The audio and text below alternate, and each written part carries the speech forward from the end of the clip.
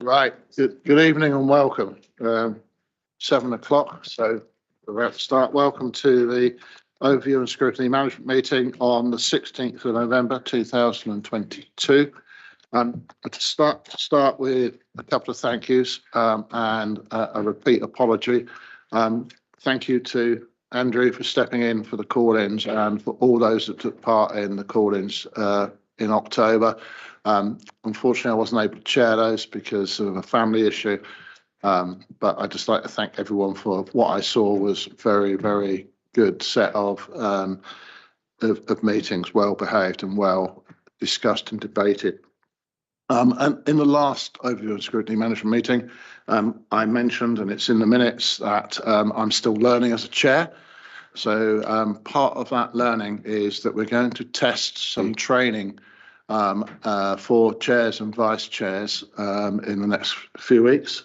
And should that be successful, it will be hopefully become business as usual so that chairs in the future will get training and support all the way through. Let's hope it's successful. Just a gentle reminder, Scrutiny and Overview, constructive, critical friend, independently minded, and we will look to see what we can do to help improve Wokingham, not only now in the immediate, but in the future as well. So start with apologies, please. Peter Dennis, Graham Howe, Gregor Murray, and we have Pauline Jorgensen and Beth Rowland here as substitutes. Chairman. Thank you. Minutes of previous meetings. As I say, I didn't attend the 22 call-ins, so I won't be commenting on those. But are there any comments on the meeting of the Overview and Scrutiny Management meeting held on the 5th of October? I see a show of hands to say they're a true and accurate record. So, sorry, Chair, can I just check that? Just want to work out which meeting it was, but there was one of the meetings where a very small query. It's the meeting on page 19, the food caddy. Page 19. Yeah. I can't actually see which date it is. 24th October. That was the 24th in that case. Save it for the 24th. Yeah.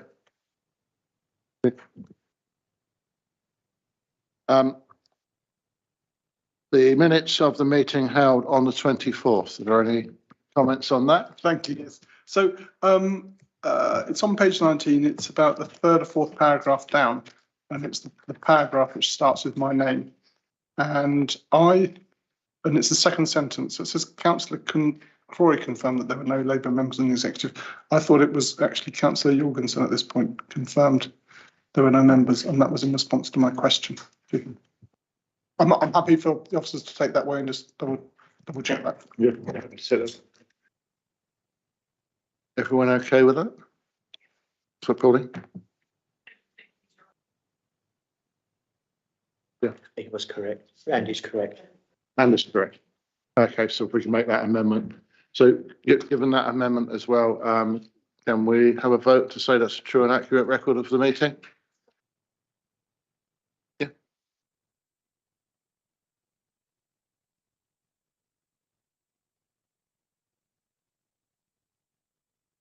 Sorry for the microphone.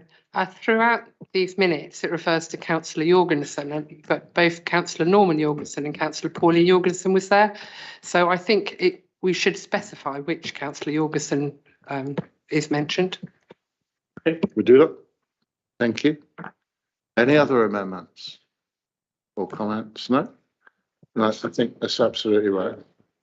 That's right. So again, can we have a show of hands to say with those amendments that we're... And can I ask for the same on the call-in meeting on the 25th? Any comments on that? In that case, can I have a show of hands to show it's true and accurate record? Thank you. Any declarations of interest on tonight's topics? None received. Thank you. Public question time. None received.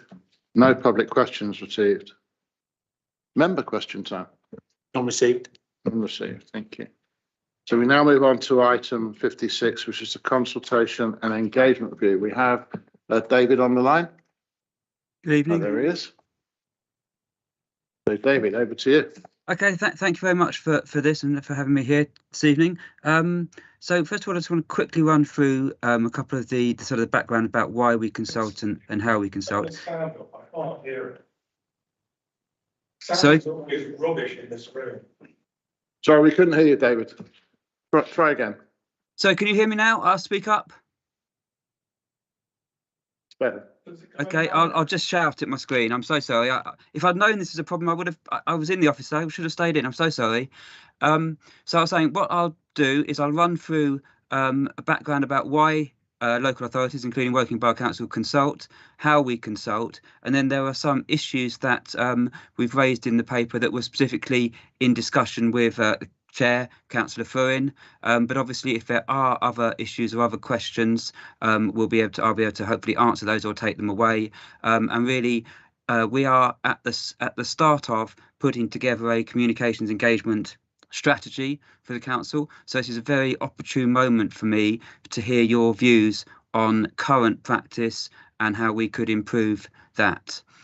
So briefly, in terms of why a local authority consults, there are certain statutory reasons, certainly statutory obligations that we must meet in specific areas around traffic regulation orders, planning issues, and within adults and children's social care.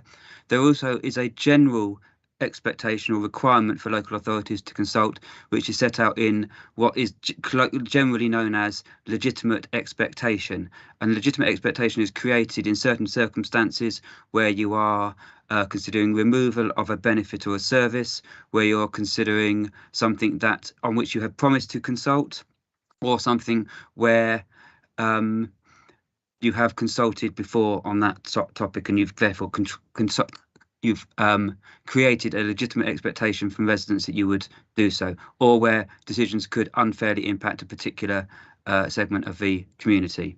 So those are the sort of statutory reasons why we would consult, but overriding that, because we consult in a lot more areas than we would statutorily have to do so, is the principle that consultation exists to help councillors and senior officers make better decisions. That's from our point of view, in my team, the overarching reason to consult. It's not, and this is a very important point for us, referendum.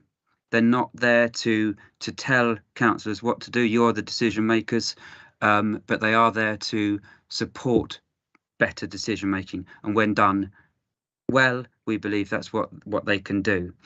So in terms of when we consult, how we have to do that, there are only really 4 absolute principles that we have to keep to. They're set out as the gunning principles established by case law, and they are set out in the report. Proposals that you're consulting on must be at a formative stage, so the consultation has to be meaningful. You have to be able to actually change things with what you're consulting on. There has to be sufficient information for residents to give intelligent consideration. The level of that is something that's somewhat up for debate, I think, in certain issues, because you can give different levels of information on different issues. There has to be adequate time for people to consider and respond to the consultations. We often get asked, how long does this consultation have to be? There's no set answer to that. It has to be long enough for residents or your stakeholders to give their considered responses.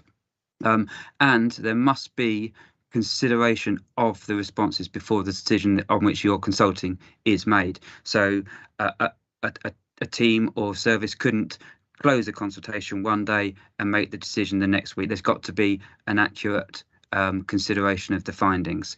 So those are the requirements that all consultations must meet. In terms of some of the issues that Councillor Furin and I discussed, and he was keen for us to air tonight, and again, these aren't the only things that we can cover. Accessibility and inclusion, how we ensure that anyone can take part in our consultations, and in particular an issue around the platform that we use in the main, which is the Engage platform, and the requirement for people to register. And in the report I've set out the reasons why we do require that, although I would say that nobody actually has to register to take part in any individual consultation. We've also looked at the level of information that we provide and how we can make those decisions. And it'd be, from my point of view, very interesting to hear views on that, because there's a balance between overwhelming people with information or not providing sufficient information when people we're asking for their views in order to support our decision making. Timing, this is really something that shouldn't be debatable, because all consultations should take place when the proposal's at a formative stage, or else you're not meeting the gunning principle. We're not meeting the gunning principle. Design of consultations and particular member involvement. We work closely with executive members, and on particular issues, we would always encourage or require services to work with ward members, but I'd be interested to hear on views on that and experiences on that. And finally, we believe that the council should have a set of fundamental principles, protocol for consultation and engagement that is publicly available and agreed. But I would like to get, that's my and my team's view, I feel, but I would very much like to get views and comments on that, and also perhaps guidance, because we'd obviously, if we do go down that route, we'd like to work and come back with something, if we were welcome back to discuss on that issue. So that's really my summary of the report, and then obviously very, very welcome to have comments and questions. Yeah, Dave, I understand all that you were saying, but what's different from the report, what we do today? It looks like what we do already. This is really setting out what we do already. So what I'm looking for is, this is what we hope to do already. So it's a question of whether that's your experience of what we do always achieve, to be honest. And also, are there things that we aren't doing that we should do in your views?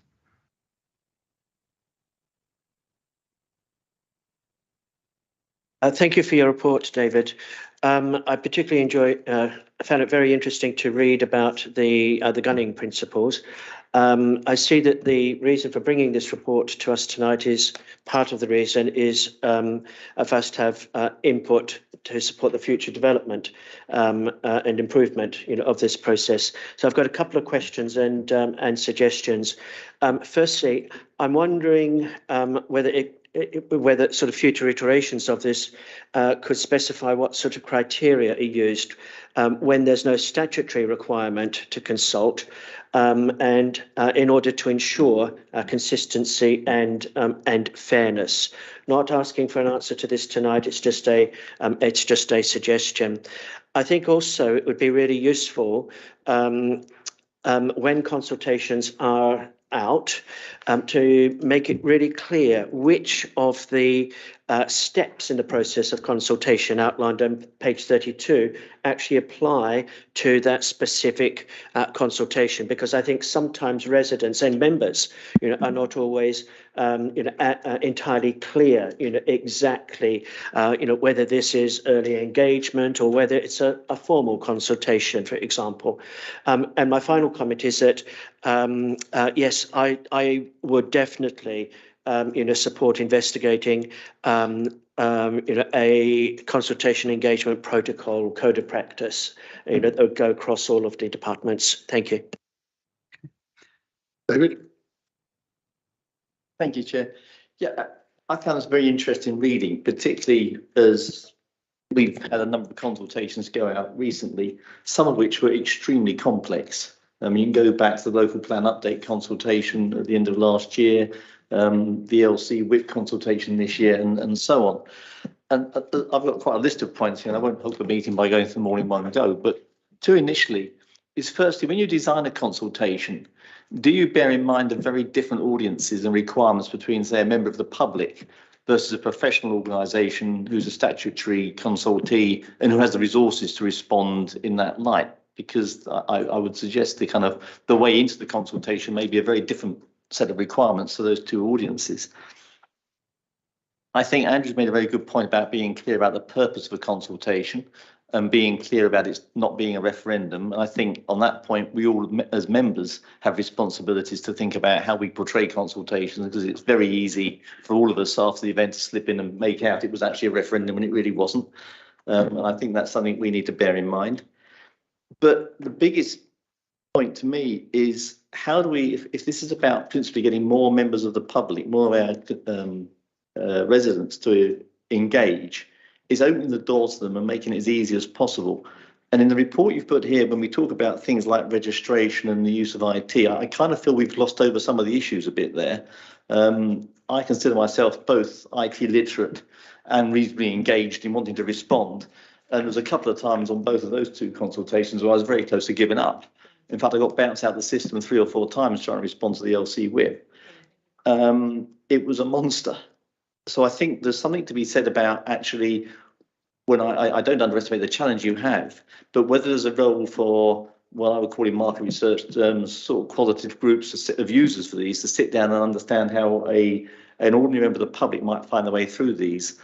Something like that would be, I think, a great way of trying to improve engagement. Would it worth me coming back on a few of those points before we mount up too many? Because I can respond on some and not take all of those away because they're really, really useful. I think on the how we let people know what step they're under is really important. On Engage, it does show you that. So when we do it in that way, so for example, on the waste consultation, we did the early principles, and now we're looking at the detail. And then at the next stage, there will be a draft strategy that will be consulted on. So in those circumstances, when we're involved early, we can take people through it. But I completely take the point that we've got to be clear on the objectives. The different audiences, again, is a real challenge, and it's a really interesting point. So the local plan update is a good example of somewhere where we tried to work hard to simplify as much as possible, and yet that consultation is one that there are the stakeholders will respond who are experts in that field and will know much more about it than almost anybody. So we've got to find that balance between the level of information provided. And I think a protocol that if we develop it would help us define those things. On the being bounced out of the LC whip, I can only apologize. It's going to sound a bit defensive, but the LC whip software wasn't our own. We had previously commissioned somebody else to do that, and in the end we had such problems with it we moved it back onto our own Engage platform. We hope that made things easier. It's a lesson to us to be really strong, not to outsource these things. But I apologize for being bounced out of that because it was a really important consultation. And I'm looking, I can't read my writing. The last point about I suppose it's about accessibility, isn't it? And I didn't mean to gloss over that in the report. It's very important to us. We do now have means to make sure that anybody who doesn't want to register and engage or isn't able to do that can either phone us up and talk through their responses. They can go on our library. We have library staff who are trained to help people with consultation responses and do them there. And we can also always now print out and send hard copies to people. So we're hoping it is a work in progress, but we're hoping we're making those things more accessible to more people. Thank you. Thank you, Mark. Firstly, thank you for bringing this so early to us because, as the recommendation says, it's to consider current consultation and engagement practice, provide input to support the future development improvement. So this is an example of where we're getting engaged very, very early, because I think we're all of the same opinion that the current set of consultations could be improved. The points that David, we've already spoken about is the language we use in consultation. Sometimes we go into council speak rather than resident speak, and it's simplifying the language. And again, we spoke about at length how we can make consultation non-leading. Some of the consultations we've had actually lead to the decision that we've already trying to make. And that to me is not meaningful consultation. Accessibility is a big challenge. I understand that. And it's how do we get to a point where residents find it easy to use, easy to participate, and they can visibly see that they have a voice in some of our decision making. And I look forward to the next stages of this. Okay. Thank you. Could I just one thing, because I realised that I had failed to read my notes properly on a question that Councillor Cornish asked about user groups, because actually that's something that we've only just introduced, and we think it's good. On the waste consultation, we did send it to a number of residents, not randomly selected, people we knew had an interest, and some people who we knew would have had no knowledge on it, to read it in advance. So we did that testing there, and we'll definitely use that again, and we would like to use that with ward members as well. So And also, David, I know that the Customer Excellence Programme have a panel of about 90 residents that are they're using to test out some of the language we use. So there's something there that we can perhaps piggyback onto and make good use of residents that have really volunteered. So, not Norman first. Hey, thanks. My question really is around how you decide what to consult on, and is that driven by requests from the services, or does your team have more direct input to that? I'll just give 2 or 3 examples of things that in the recent past. I mean, we had the call in about the food carry liners, for example. Now, I mean, one of your expectations is that where there's a withdrawal of a benefit with significant impacts to be considered. Now, that I think could come under that. It depends what you consider to be significant impact, but that certainly had considerable impact in my mind. And again, the proposal is still at formative stage. Final decision hasn't been made. In the waste consultation that's underway at the moment, there is no offer of the status quo. So keeping weekly waste collections, for example, it's sort of stated that there is no option to retain that. Now, clearly there is. There might be a cost associated with that, but there is an option. It's not a given that you have to move away from that. So that's a couple of examples. And again, providing the right level of information.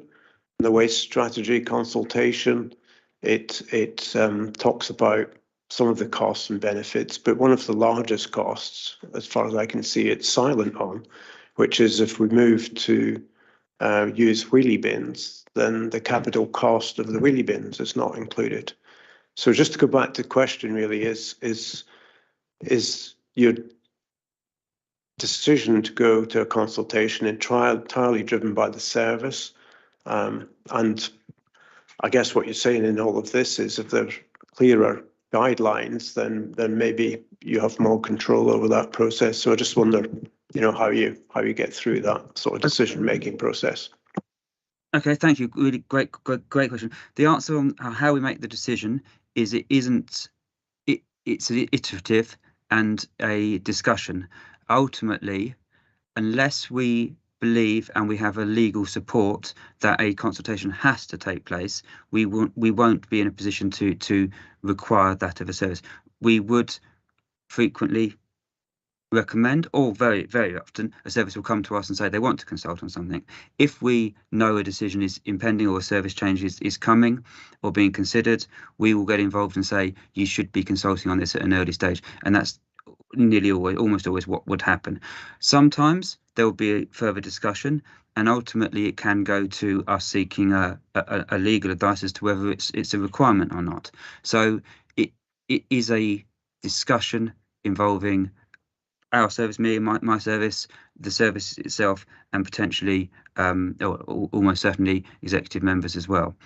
I think a protocol would make that clearer, certainly. In terms of the specifics, I have trouble with that word. The decision on the food caddies was made because the service itself, in terms of collecting food waste on a weekly basis, was not changing, and the advice we received was that therefore did not require a consultation. On the waste collection, you're right that the options are set out as you described, and we felt that was in line with the principle that you should be fair with residents about what you're consulting on. If you're not going to keep something the same, don't say to people you are, and that's why that consultation is being carried out in that way.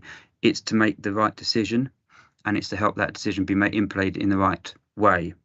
I'll have to take away the level of information because I'm not sure about the capital costs and the inclusion of that. So I will have to come back to that level of detail. I'm sorry on the wheelie bins, but I'll come back on that.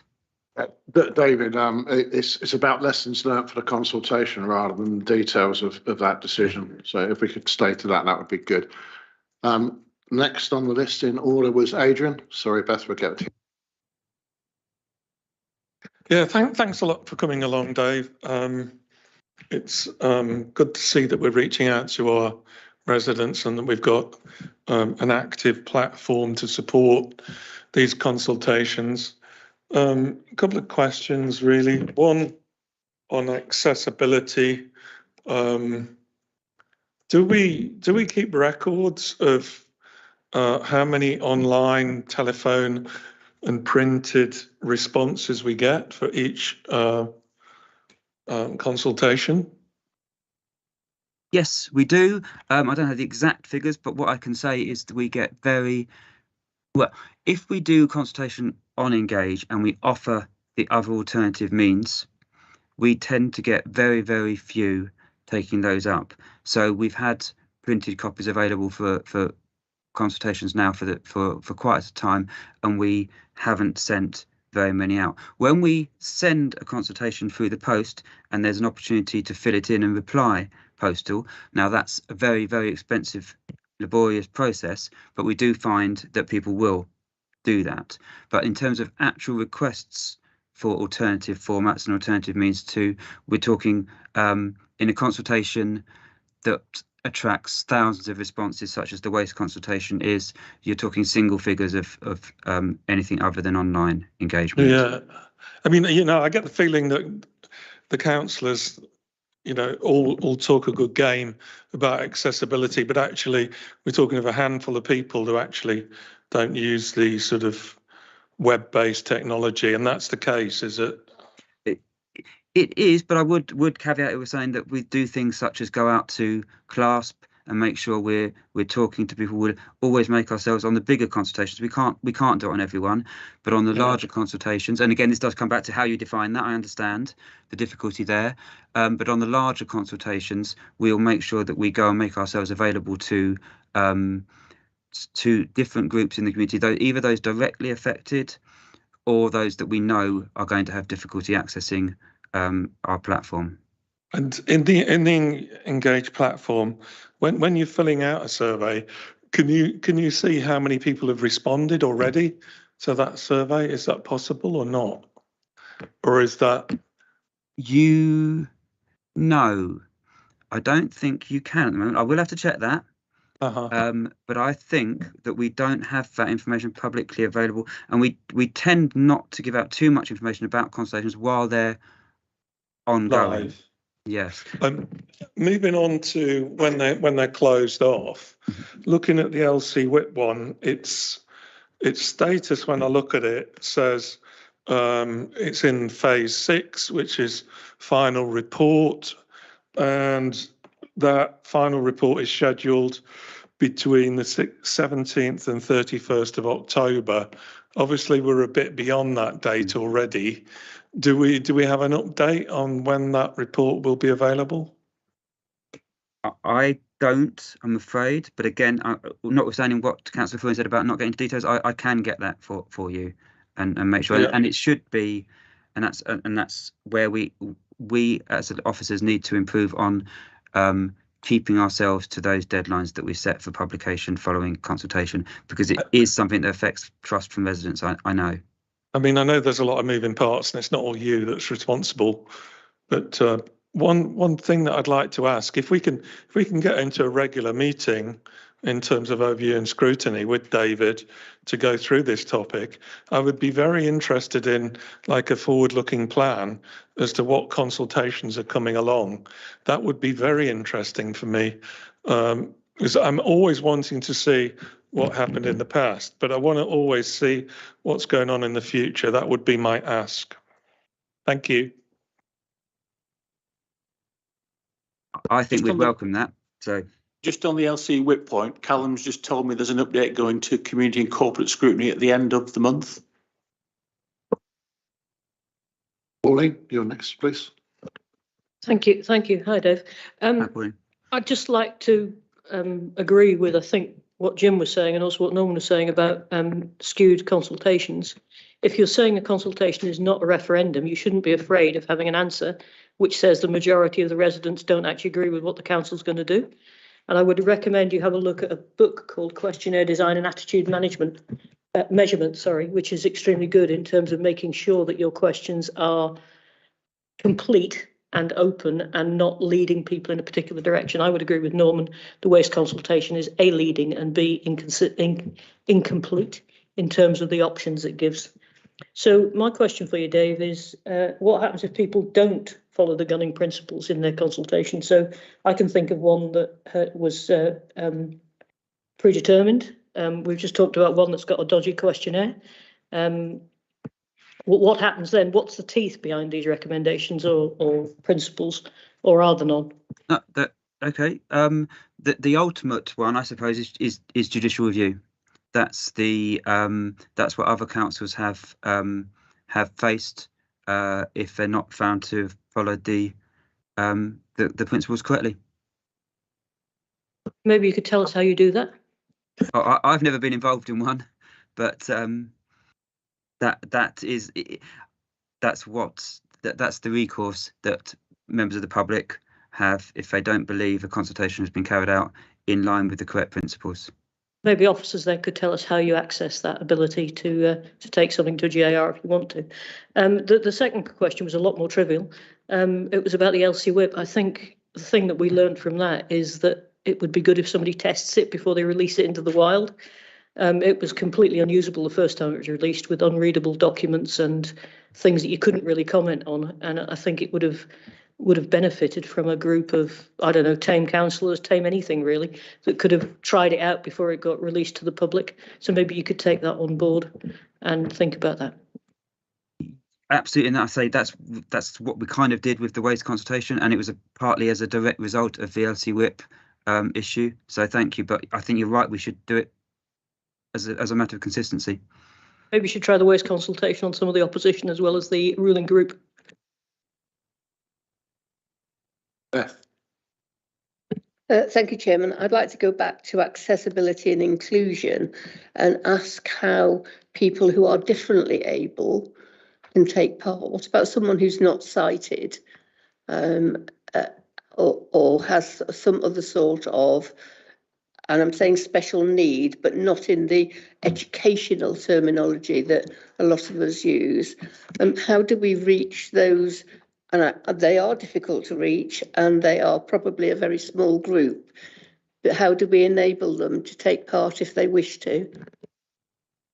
The only way we have, I feel, and I'd be open to suggestions, is to go to those groups directly, and that's what we do. We have a list of organisations that represent the groups we believe would have difficulty accessing our consultations, and we'll send them the details and we'll ask them if they want us to come and talk to them or to provide it in a different format. It is difficult, and I think those organisations are probably overwhelmed and potentially don't have the opportunity to respond and to work with us. But we not on all consultations, on the ones that we deem to be the major consultations, and again going back to the fact that that's hard to define, we make that offer available to those representative groups. I don't think that's fail safe, and I'd welcome any suggestions of other things that we could be doing, but that's the way we attempt to reach them. Andy, your next, please. Thank you, and thank you, Dave. First of all, I'd just like to say that I thought the waste consultation, the information presented was very, very good, and I think it was probably one of the best and most robust things that I've seen. Yeah, so congratulations to whoever came up with that.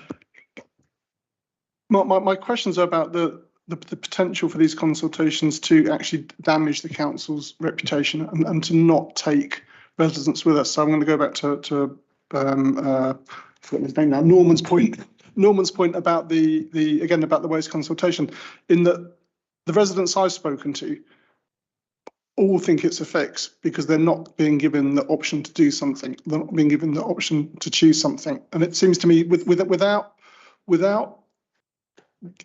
measuring how much resistance there is to either of the options that were offered, we're going to be, the borough is going to be missing a trick on how it engages with people to make sure that the transition is as smooth as possible. And the other consultation, I think, which brought the council into great disrepute was the bizarre consultation on whether or not residents wanted more houses built. You know, and it was so obviously a political fix and using the machinery of the council to get an answer, which the ruling group wanted. That also damaged the credibility of the borough and I think of future consultations. So I just wanted your team to be much more aware of that. If people think they're being asked a question and they're not being allowed to give the answer they want to give, they are just going to discount the consultation. And so the engagement that you're looking for is you're just not going to get it from people you perhaps need to get it from. I think that's again really interesting points, and I feel there's a balance between giving people the opportunity to say exactly what they want on a subject, and being realistic with them about what they can influence and what we're actually asking them. So I think the housing one is not that particular conversation, but in general, when we ask about housing, what we will find we get back is no more housing. That's a fairly standard, predictable response that we would get. But we all know, those of us who've, and looking at Stuart perhaps, or Councillor Munro, who've been around the local plan, know that that's not going to be an option unless the government changes its policy. It's not within our gift, most certainly. So it's a bit disingenuous to ask that when we ask about where housing could go. And we feel that we need to be honest about that and say there's going to be, under current legislation, X amount of housing. Where do you think it's best placed? How do you think we should best accommodate it? That doesn't mean we as an authority would necessarily agree or not. That's not for me to say, but I think it's honest to do it that way as far as we can be. But I do take the point that has the potential to undermine consultation because we're not giving the people the chance to say exactly what they want on that. Sorry, could I just comment? Were we talking about the same consultation? I'm not talking about consultation for the local plan, which speaks about housing. I'm talking about the single question: do we want more houses in the borough or not? Ah, right. Sorry, no, I was talking about local plan consultation with the fact that we don't offer the chance for people to say no on that one. I think. Sorry, David, if I might just interrupt. I think that's part of what we're here for, is that some of the consultations in the past have not been appropriate consultations. It's how do we apply those going forward? This is all about how we put a proposal together to make sure that those sort of mistakes don't happen again. So I know there's a couple of political points being made there. If we could resist those, that'd be good. Could David elaborate then on perhaps how that consultation was decided on, so that we don't end up with that situation in future? Yes, I think I can. I think it's fair to say that consultation was to strengthen the arm of the council in its discussions with central government. Now, strictly speaking, was it a consultation or was it a piece of public relations or communications? Okay, there's a semantic discussion there, and potentially we used the wrong words. But I would say what its purpose was for was to strengthen the arm of the council in its attempts to influence government in favour of what the residents were telling us they wanted. Okay, thanks, Dave. Next one, Alison. Thank you. I just got 2 points. When I was on the fire authority, I was very impressed that whenever there was a consultation brought back to the committee, they always showed a breakdown of the people who'd taken part. very, very detailed, by age, by disability, by gender, by ethnic diversity. And that was very insightful to see who we were reaching and was taking part and who we weren't reaching. And I think we should see that. And I think this committee would be keen to see that. Do we collect that data, particularly on, as Beth said, the kind of disability that a respondent declares, because obviously it's up to them whether they're going to say it or not. But I think that's something we should be looking at very carefully to understand who we're not reaching, because I also feel we probably don't reach younger people. And also some of the difficulties of engaging, as David Cornish mentioned, with IT, perhaps we're not reaching our older residents. And in this borough, we have quite a lot of people who are over 90, etc. Many of them are IT literate, but that might be a sector we're not reaching. And then just the second point, something I learned at the Fire Authority, was whenever a paper was presented there, we were given the full public sector equality duty. We saw that the officers had been through every point and they detailed what was involved. This isn't perhaps specifically for this one, but I mean, we just always get something that says due regard was taken. We're taking that on trust. Is that good governance? Thank you. Okay, I can certainly answer the first thing. We do offer the opportunity for everyone that takes part in the consultation to give us that data. We don't require it, but we could, and I think you're right, should, and if that's what the committee here is saying, I think that's something we can definitely do. Give the breakdown of those people who complete that information, provide that data. We also have it for those people who register to the Engage platform, and there's 12,000 people now are registered on there, so we're building up a certain amount of data. In terms of helping target, absolutely right, Councillor Waddle. We have recently, with the waste consultation, we've found that there are some groups, younger people being one, some ethnic minority groups, but not others. And in this particular instance, men who are underrepresented so far in the responses. So we've been able to use targeted social media campaigning we've just started doing it actually for the last 3 weeks of the consultation to try to reach those particular groups. So it is really useful, and over a longer period of time we'd build up a better picture of that. In terms of older residents, actually they do respond well to our consultations, so even at the over 90 bracket in general, so we're less concerned, but it's still an important point and important targets demographic as well, but they do respond at the moment to us. And in terms of equality's impact, that's less my area, and Callum or Neil might know better, but I think I'm right in saying that it is an area that the council is looking at proactively to improve the way, in fact, I know we are looking to improve the way we both carry out and report impact assessments, equality impact assessments. David. Thank you, Jim. I want to come back. I think it was a very interesting discussion there about actually how we get a wider field of consultation. It's some really interesting points. But I want to come back to the point that Andy and Norman and Pauline were making earlier about what we do with consultations where we aren't going to like the answers, putting it bluntly. We're all very good, none better so than most of us in this room, at whipping up cynicism with the public when we want to. And that takes us down a very dangerous path. And I think we need to get a very correct balance between consultation and referendum.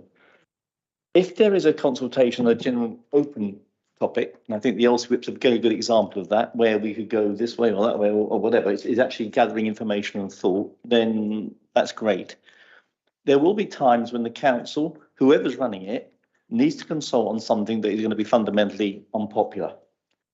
If we offer the option on a consultation of saying none of the above will maintain the status quo, when that clearly isn't an option, yes, we might get a lot of feedback on how popular that choice is, but we know we're about to discount it. Well, if you're not going to do it, it isn't an option. Now, that to me is actually building up a whole well of cynicism where people will say, well, you've consulted on something and you've ignored me. Because to take your point, Pauline, if you gather those options and say, okay, 70% voted for no change, what in effect you're doing is giving the public a veto on all the tough decisions we have to make. What do you do in that circumstance? Do you say, okay, well, if 70% don't want to do this, but actually we're going to do it anyway? Or do you say, actually, no, we're going to choose between two options, and fundamentally, if you don't like what the council's doing, your referendum option is at the ballot box? Can I respond since you asked me a question? I mean, the answer is, you just said yourself, or Dave just said himself at the beginning, it's not a referendum. It's measuring people's views. And if you don't want to hear what people's views are, you shouldn't ask them. And there is always an option of the status quo. You might not like it, but there is always an option of the status quo ante. So I'm sure there are consultations that we've had in the past that I haven't liked the result of. I mean, you've got the example of the consultation on annual versus four yearly elections, where you got an answer that said we'd prefer 4 yearly, and you went with annual. So you'd be perfectly capable of having a consultation which comes up with an answer you don't like and ignoring it. So I don't understand what the problem is with giving people the opportunity. As Andy said, if you give people the opportunity to say what they think, you're less likely to get cynicism that it's a fixed questionnaire. I think what we're saying here is that we have to be very careful about what we label as consultation. And there are other ways of communicating which are not consultation. Pauline, you were next. Thank you. I had a sorry. Very brief, on the point of the elections, we're absolutely right. And I think that was a valid consultation. The council chose to ignore the wider view and stood by that. That's fine. But my concern is some of these nuances we understand well in this room. But if you're someone who only dips into this once in a year or twice, once in a cycle in a consultation, they may not fully understand why it is that if 70% of the vote is against a particular idea and the council goes against that, their voices are being heard. That to me is a point there where you cross over into actually stoking up an expectation and then willfully pushing it aside versus a genuine consultation. You take competing ideas, you don't necessarily go with the majority view, but there's a balance in there somewhere. And I think that's my point of concern, that if we go down that route of building up large majorities against an issue and then ignoring it. What I'll do is I'll curtail that discussion for the time being. But if there's a point there that we need to input to the future of consultation, then can I suggest that even if there are opposing views, that we send it to David to remember this is very early stages of how we consult and changing how we consult. So it's a review of that coming through. Pauline, you were next. Yeah, I mean, I think just to finish on that, I'm a believer in democracy. And I think in order to have democracy, you need to give people a proper choice, not just a choice you want to hear. And that we've seen in recent referendums where people got a result they didn't like and then started dissing the referendum. It's important, whatever the vote is, that you give people a choice to be able to express their own views. You might not agree with them. And there are many referendums that I don't agree with the answer of, but it's important that you give people a choice. And I'll just leave it at that. Coming back to Alison's point, if we're going to actually give demographic data, which I think would be really useful, can we please have demographic data to compare it with? So it would be very interesting to know 2% of responses are, I don't know, Asian, but I don't know what the percentage of Asian people in the borough are. I know it's a lot more than that. But that sort of thing, if we're going to, can we have norms against which to compare it with? There's Adrian. only point in doing it if there is. So yes, of course, yes. Hey, David. Adrian.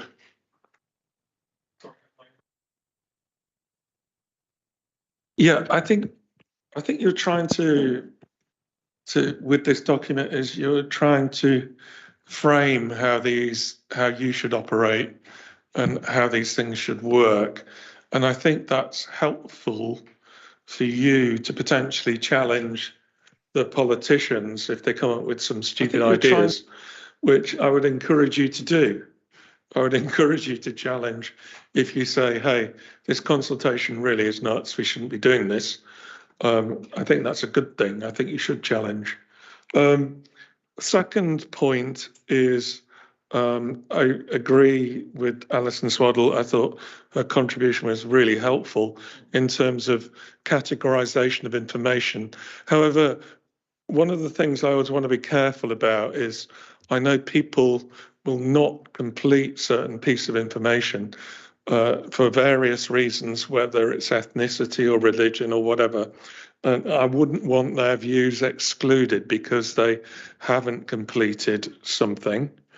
And the final point, I think because of the local plan and the local plan update, clearly it'll be very, very interesting to get the location information of the people who are responding to that local plan. So that would be incredibly useful, I think, to everybody. So I would really appreciate that. And that's it. Thanks. Andy, do you want to?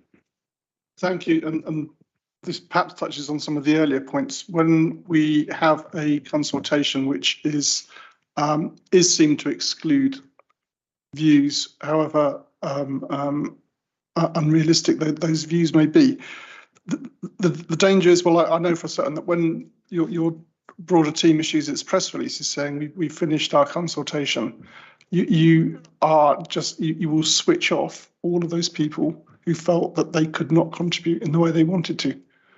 And so it's not just about the information gathering stage where you only want information which fits into one or two buckets. It's about the ongoing communications around that item. And if people have already decided that it's fixed and they can't have their say, however much we don't like their say, that's, you are again damaging the reputation of the council, and I think damaging half the point of a consultation, which is to get engagement.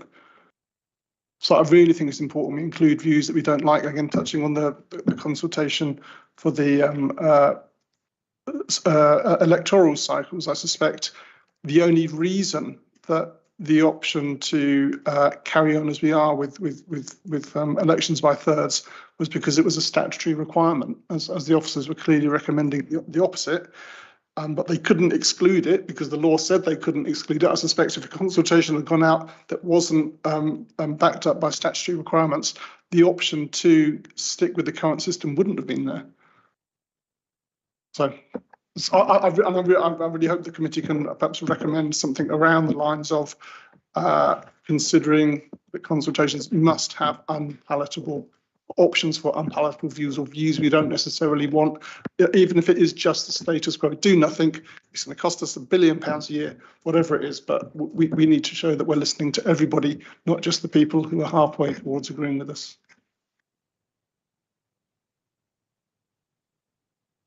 Right, but if I may again, in preparation for our phone call that we had on this a few days ago, David, I tried to do some background and look up some of the historic type of questioning we did. And when you go online, and this is a resident's view of what they will see, it says previous consultation closed. If a resident takes the trouble to give us input into a consultation, I think the historic results should be shown. And I'd like to see the numbers of people that respond to some of these consultations as well, because we've set a precedent with 50,000 on one consultation in the past. I know that some of the consultations we have, if we get a dozen responses, we're doing quite well, which means we've missed an opportunity somewhere to me. So I'd like to see the historic questions so you can see the questions asked and some of the historic results. I know some of the results will not be able to be published for whatever reasons, but I'd like to see the history back on it as well.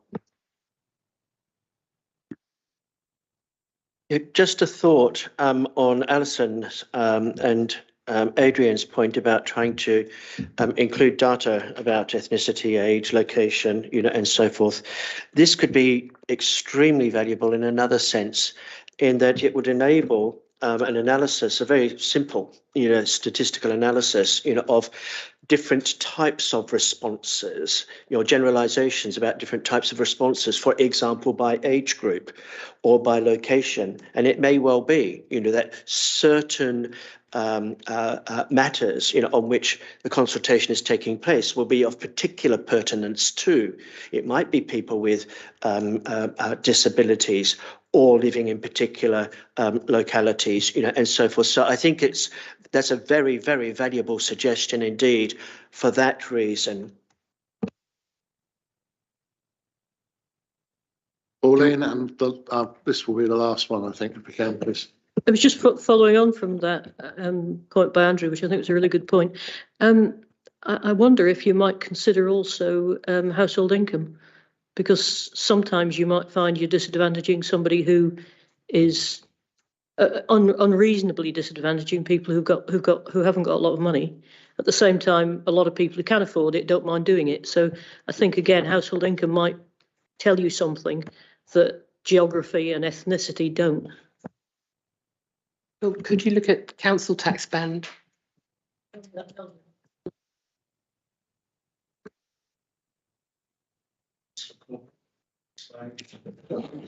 Which will include council tax band and everything. I know everything about everything. I just felt that it might be something people would be less reticent to state.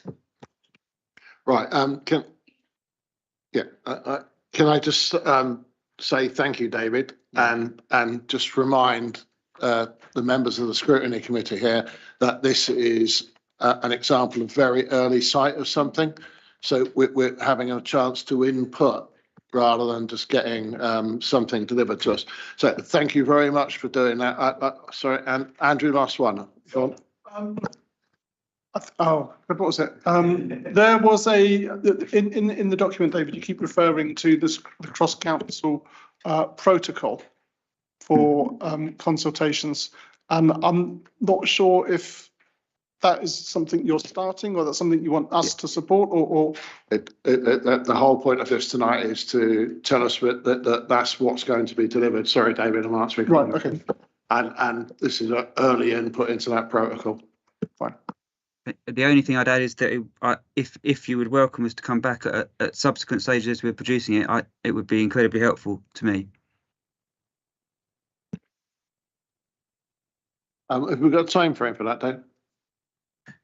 We're looking to have something for next February, for a sort of a completion. So I don't know what that fits in with your schedule. Sorry. A quick nod, would members appreciate that? Come back again with that. And just to say, thank you very much, Dave, for your offer to come in person next time. Adrian will completely affirm that the sound is always awful in this room, and it's much better. And we really, really would like to see officers here and have that face-to-face discussion. Absolutely. So once again, thanks very much, and I hope it's not been too arduous for you. Not at all. Very, very helpful to me. So thank you. Thank you very much.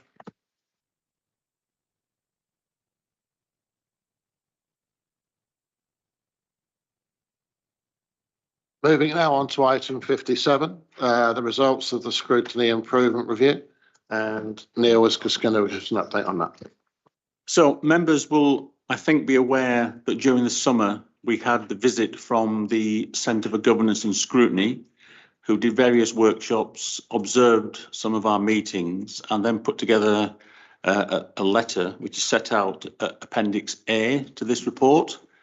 In response to that, officers have drafted some initial points around the 20 recommendations. They're set out at Appendix B. And then the Centre for Governance and Scrutiny have suggested they would like to run a workshop for members and officers. So presumably we could try and arrange that maybe as there are some gaps in the diary in early December as a way of taking forward our response. I think the one potentially troublesome recommendation they made was about reviewing this committee and its role. So I think our response would be that this committee has a very clear workload. It also does the call-ins and also carries out the work on the draft work programme at the start of each year. So I think this committee has a very busy workload and plays a fairly substantial role in the scrutiny process. So I think the officer response will be that this committee should carry on. Obviously, you might be voting like for turkeys to get at Christmas.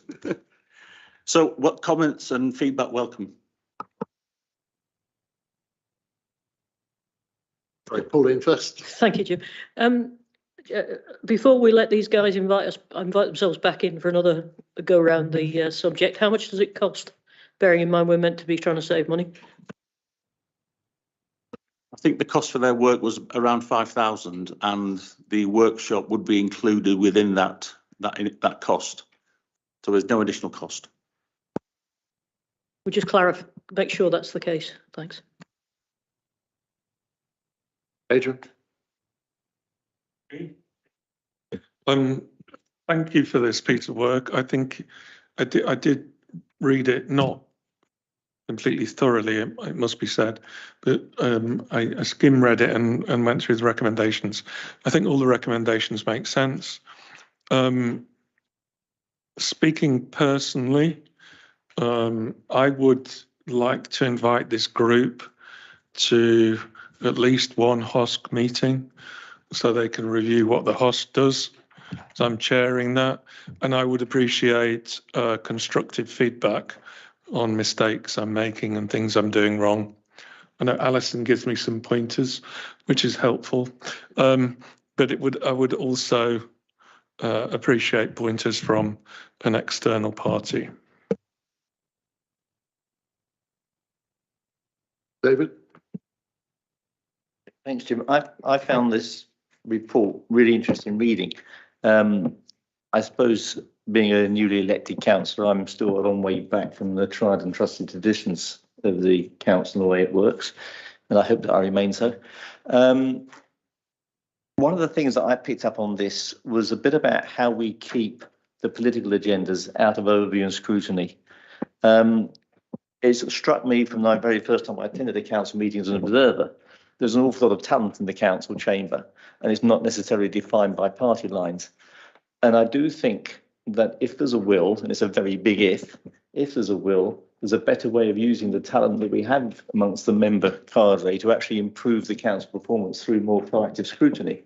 But it does mean people being willing to put down the rosettes and actually work together and understand where our different skill bases are. For example, I don't know how much effort goes into selecting the members of a committee based on the skill base rather than just party alignment. I mean, clearly there's a preset role for a set number of one side and a set number of the other. But within that, there's opportunities to make sure that we have people who've got analytical minds, people who've got more creative minds or whatever. There are different ways of doing this. And I don't underestimate the size of the challenge. But if there's a will there to do it, I think we owe it to the residents to at least have a go of trying to actually use the skills we've got more broadly and more wisely.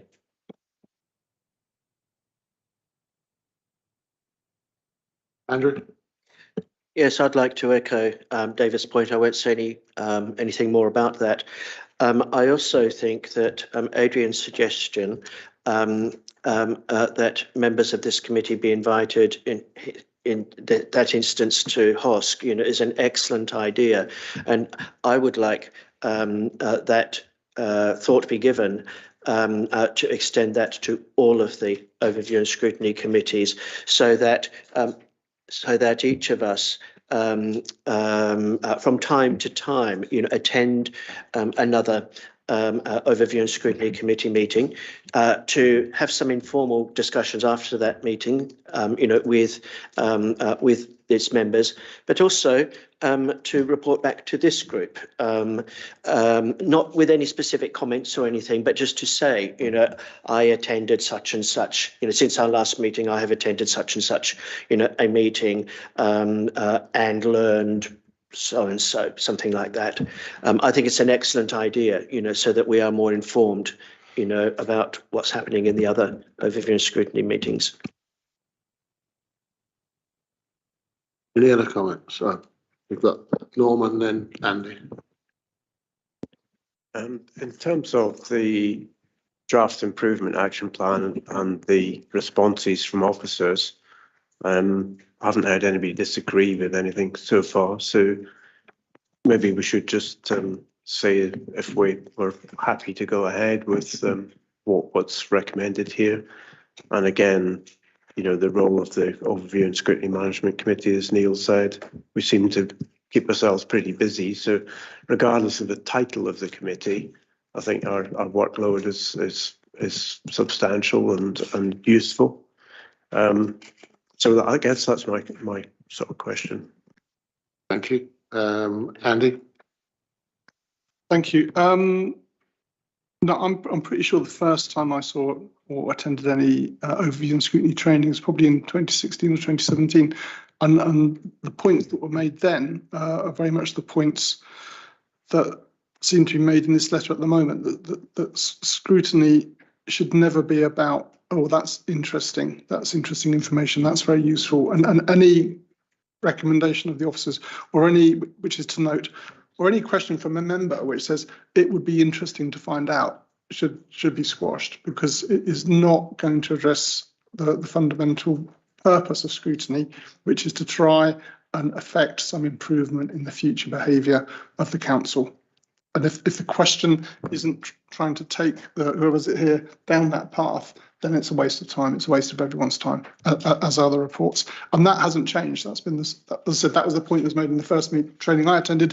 And it seems to be the same basic point that's being made in the letter. The letter obviously mentions 3 committees and says either it doesn't know what they're for or it doesn't think they're doing a very good job. So it's 3 out of 4 of the committees, which it says aren't really working, which is actually, you know, you could write that up as a pretty damning indictment of what's going on, as much as we enjoy these meetings.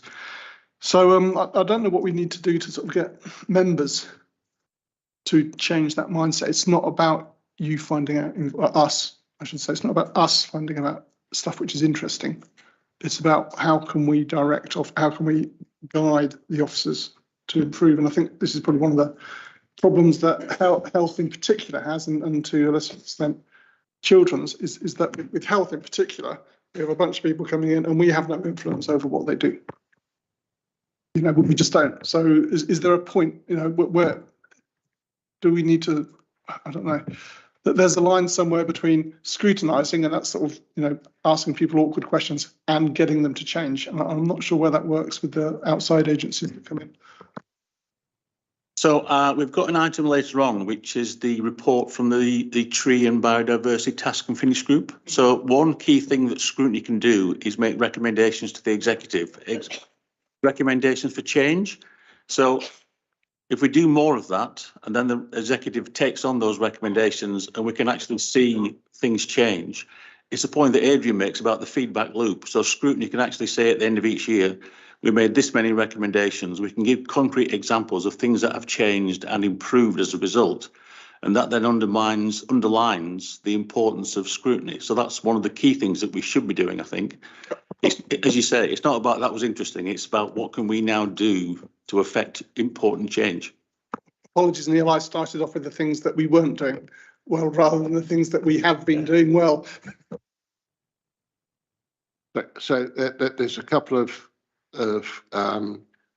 things being tried at this moment in time. The first is that we're having the chair of scrutiny and the vice chair of scrutiny management committee, whoever they might be now and in the future. We're just testing out a 3 weekly meeting with with Susan and with Clive, the leader and the CEO, so that a view of the strategic intent and the strategic direction is regularly updated, and that can be brought back to this committee.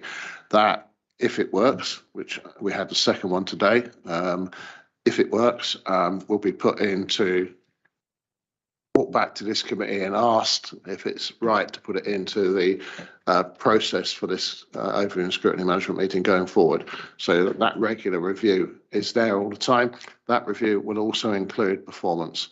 So you can see where the performance issues are and everything else going forward. So it's totally refreshed, not just at a quarterly review, but on a 3 weekly basis.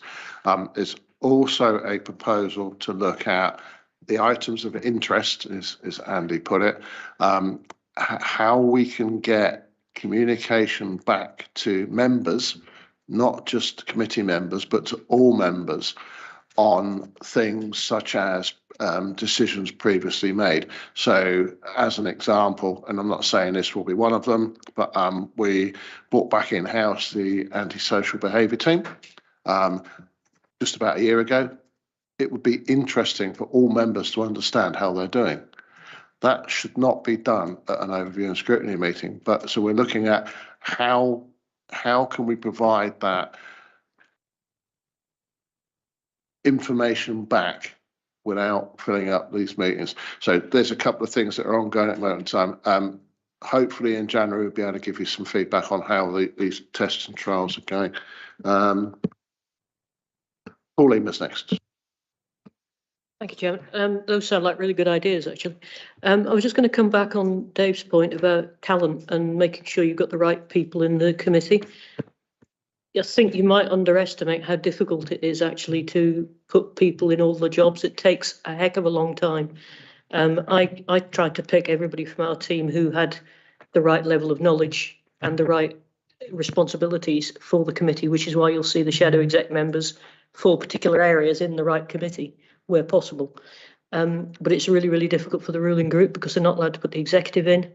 I've never really understood why you aren't allowed to put members of audit in scrutiny, and maybe is that actually legislation? Because that just seemed to be a bit, I don't understand, because audit don't make decisions any more than backbenchers do. So I don't really understand why that's a restriction, but it does make it very, very difficult for the ruling group, especially when it's tight. And they haven't got a lot of spare people that aren't deputy exec members, da, da, da, da, da, da. So I just thought I'd explain that. And building on that as well, Pauline, it's political balance in things like task and finish groups. We spent how many days trying to find a date because we've got political balance on something that really we should trust people a little bit more without having to find 3 of one and 3 of another and 1 of another, just to get things done. So again, officers. So the audit point, it is in the regulations. I'd have to go back and look at them to find the justification, but I'm happy to do that. But that's why we don't do that. Seems a bit mad to me, but Alison. Yeah, so I was looking at point 5, scrutiny avoids the focus on updates and presentations, and it was suggesting that training would take that away. Well, we'll know that on many committees, we invite officers or we invite people from the hospital trust to come along, and they have a huge presentation and a slideshow, and they proceed to read it out, you know, and that wastes so much time. We have to, Chairman, Vice Chairman, we need to say, we've all received this, council have all read it, we'd like to move straight to questioning. You know, unless there's something extra that they need to tell us. But, you know, we have so many presentations, and the worst ones ever. And when we're told it's a verbal one, and we have to sit through their PowerPoint that they read out. But, you know, we've all put time aside to prepare for the meeting, and we would have done it.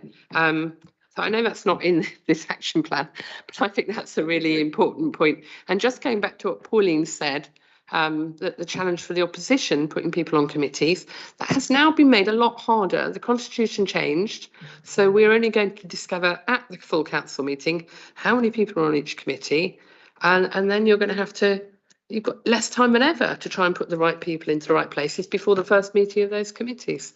So it's going to be a lot harder. And the other thing we used to do, Jim, is we used to have a meeting with Neil, and you came along as well, didn't you? We used to talk about the OS management agenda, and perhaps some officers would come along, and that worked really well in the past.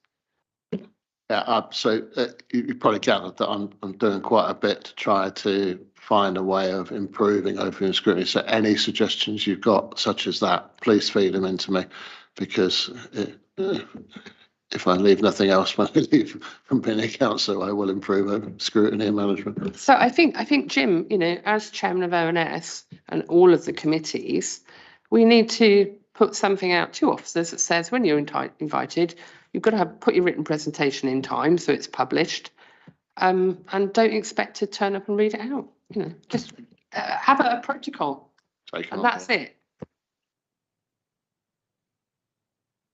Oh, sorry, Norman. Right, thanks. It was really following up from what Andy said. And I think, you know, it's the title of a lot of these things, you know, an update report on whatever, and then we'll just ask the recommendation to note. I think one thing that we could do is be clear in the objective of what we're asking the officers to come to and address. So that's probably incumbent on us to do that. And I think that might sharpen things up. So we've got a clear purpose for a review in a certain area, and we state it months in advance so that the presentation addresses that issue. Agreed.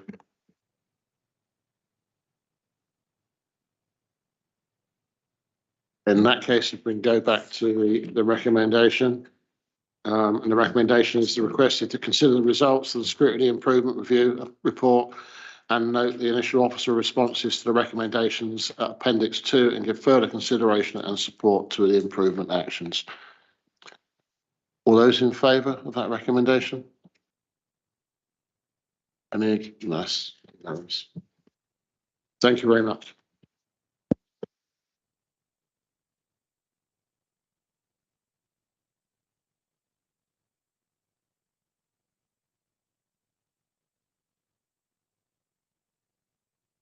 So the next item builds on some of the conversations there, which is motions.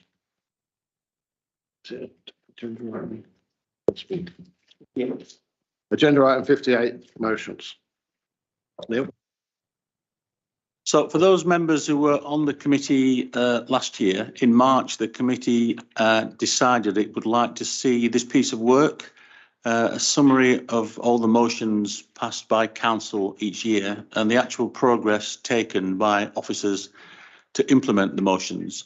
I think there was some feeling that some of these motions, the action had sort of got lost and we weren't clear exactly what we'd done and what we'd achieved.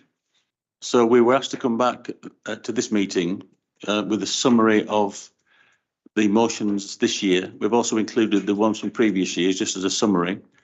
So I put round some late information. I've been trying to chase up progress on some of these motions. So I think it's useful to have this information all in one place. And we are putting this on the website. So I think when we get the new website, we'll be able to give it a more prominent location. So it's just there to make sure that we actually know what action has been taken in following up these motions. And it provides that initial progress report. So again, happy to take any questions or comments.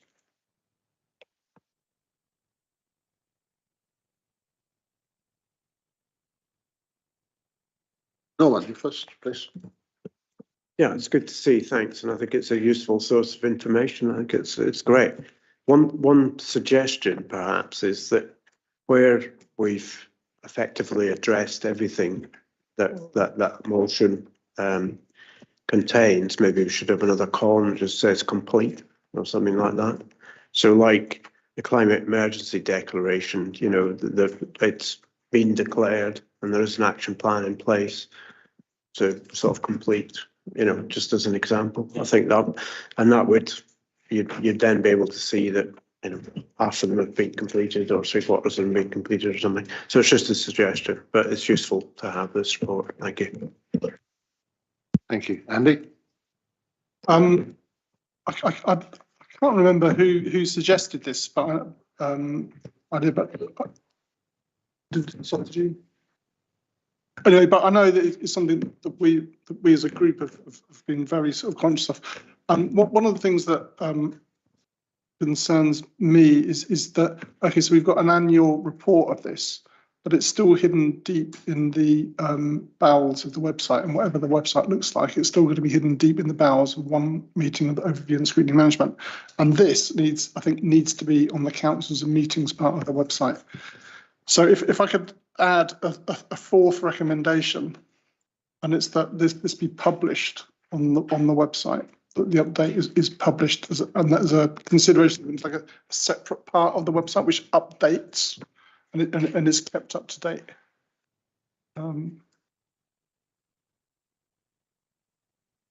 I would just say, could we have a RAG rating on it? You know, what's been achieved, what's ongoing, what hasn't, just to make it, you know, quite obvious. I mean, to be honest, the most important thing I think is that it's up there and it's public, and the details of what the report looks like can be fine tuned. But this thing where a motion gets done and then that's it, we forget about it, and the public forgets about it. I mean, I can think of motions from 2014 that just died a death, for example, and I think they need to be up there. The one on mental health, having a mental health champion, and the motion was nerfed, and it was decreed that all councillors are mental health champions. Well, now you know you're a mental health champion, but the motion was nerfed and we never went for the accreditation.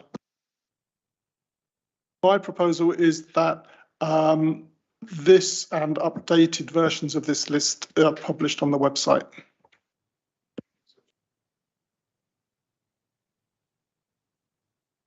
Could I just amend that slightly, Andy, just to give a frequency for updates, maybe quarterly or something like that, just to make sure that we're clear about how often we expect it to be updated. Otherwise, it'll be difficult to tell. I'm willing, yeah. Yeah, Andy, you might remember this, but I thought we discussed that we wanted the full text of the motion to be included on the website. I thought we've already agreed that this should be on the website, and we had a debate about whether the full text of the original motion or the amended motion should be on. Keep going. It's all Oh, it's keep going. Oh, yeah, sorry. Just to respond to that, it is on the website, but it's a devil's job to find it. So clearly, as I said, as part of the review of the website, we need to make sure this is more prominent, and we will do that. Sorry, can I just make the point about single-use plastic? I'm quite disappointed that this just focuses on cups. I've been here at Shoot End in a meeting where they've given out bottles of water to people, which I was quite shocked at because I thought that was absolutely not what we were doing. I don't know why you would do that because you could give everyone a cup or a glass. Whereas this progress makes it sound like we've achieved it.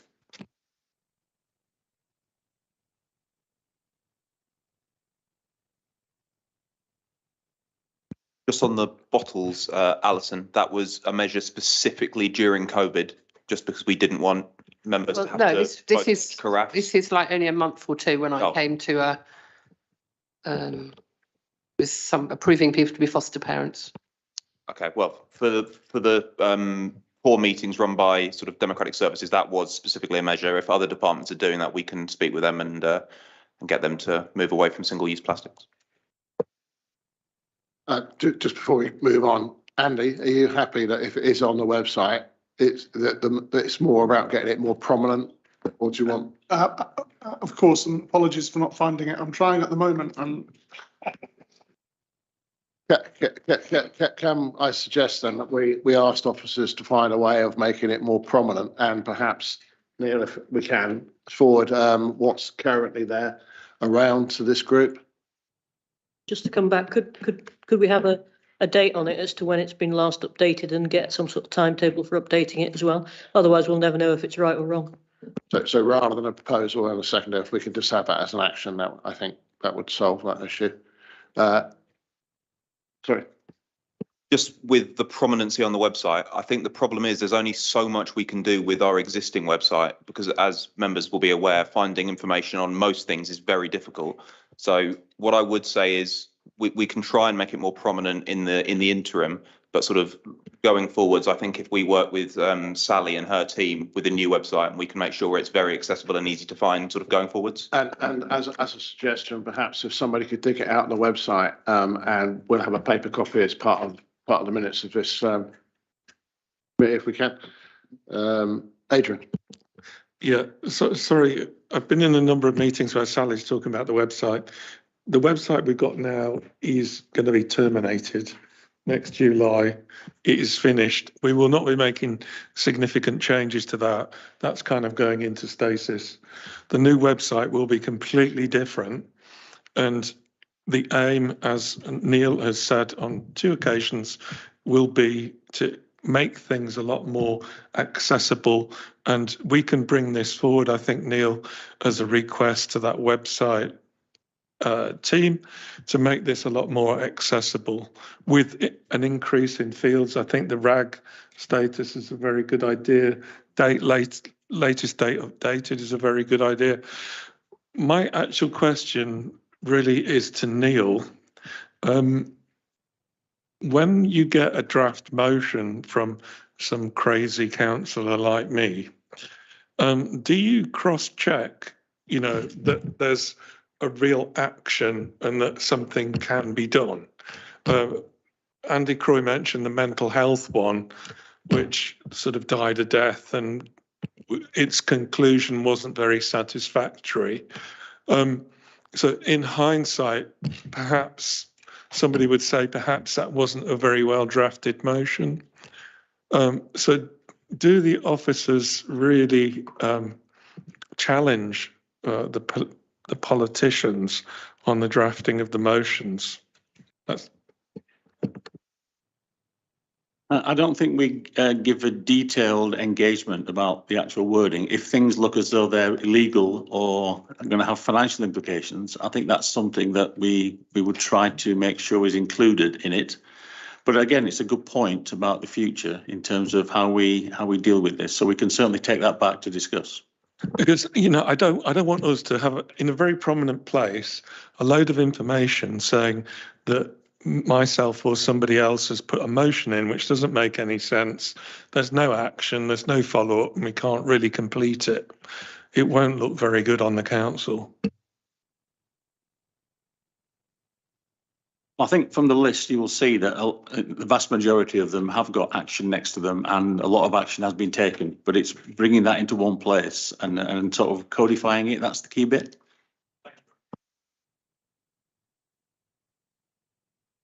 Sorry, anyone else? Forget. Right, so if we come back to what we've said here, and I think the recommendation is that the committee is requested to scrutinise process against the council motion set out in Appendix A, which I think we've read. Note that an annual feedback report on motions will be submitted to the committee in November of each year. So in November, if we can have an update, and then to consider any further ideas for improvement of the current process, which is what I think we've debated, for implementing and reporting back on council motions. So that's the recommendation. Any comments on that? Can we have a show of hands then to say whether that's taken forward or not? That's unanimous again. And thank you, Neil, for, I know it must have been hard chasing up some of those, which I think proves the point. Can I just say, this isn't the agenda, but it's sort of related because we've been talking about access to information. And this might be one for you as chair of the committees and Neil, is that often the various scrutiny committees discuss various issues. There's some very informative reports, but there's no way of going back and checking on anything, and unless you remember at which meeting we considered the grass cutting contract. You've literally got to go through every meeting to find it. And I'm wondering in the new website, you know, if there's going to be a way of like some search function that works, so you can actually go back and look up things, because I'm sure it would be informative to members who do want to go into the detail and get some background. I know that point that's been significantly mentioned a number of times.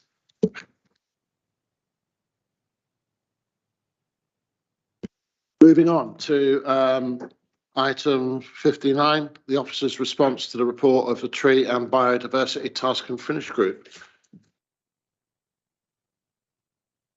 Chairman, I don't understand why this has come back to us, because the officer's response went to the executive and they made their decision on what to accept. So I'm just a little puzzled why it's come back to us again. Good challenge. So as part of the constitution, it says that recommendations go to the executive and then the executive's response comes back to the relevant scrutiny committee. So that's for us to note. Well, I think there are a number of actions under the officer response, and I think it's for this committee to determine whether it wants any further reports in due course. So, for example, it talks about member training, so the committee might want to be clear when that training is taking place, as an example. It's just that feedback loop. The recommendation is to note.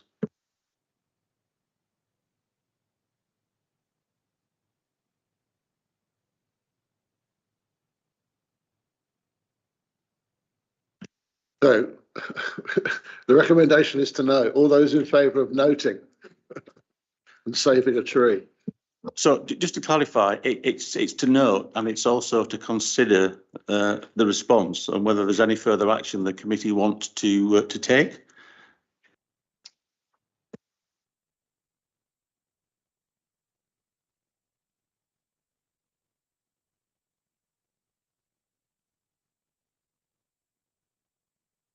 Well, as an example, on page 85, the first recommendation, the officer response, is to develop an annual report on the actions taken in response to the task and finish group's recommendations.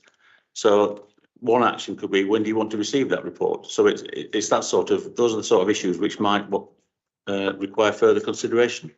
Well, when would the report be ready? In a year's time or sooner? Well, the committee can say, when it thinks it would be suitable. Neil, we can say when we'd like the report and then officers say, oh, sorry, we can't do it this month because we're not ready yet. That happens quite often. So I mean, Yes, we but have to work together. I think the point is that there is a feedback loop and we've now got the feedback, and it's a question of, is that the end of it, or does the committee want to pursue items further? And if the answer is no, then that's fine.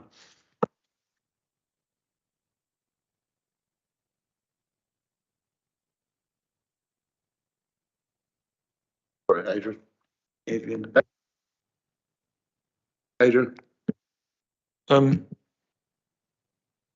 In this report, there was the mention of the 450 mature trees that were felled in the Bearwood redevelopment for Reading Football Club, which makes me very sad. I don't know if there is another action somebody can take on that. But in terms of receiving the report, I would want to see an annual report or something like that. I've been to so many meetings recently, I've lost track of which meeting it was said at, but I think it was it Andy Glencross was talking about trees last week, and we were talking about the 250k trees that were supposed to be planted within a certain period. Obviously, this is an interrelated topic, but I would be keen to see, progress on that topic, certainly as an annual report by the officers to this committee.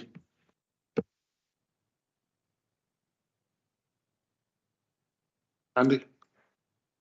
Sorry, we've it's interesting. We've just had an item on scrutiny improvement, which says we shouldn't be just getting updates.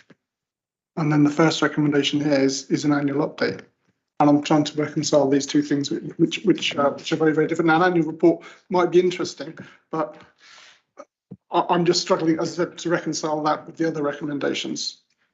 I agree.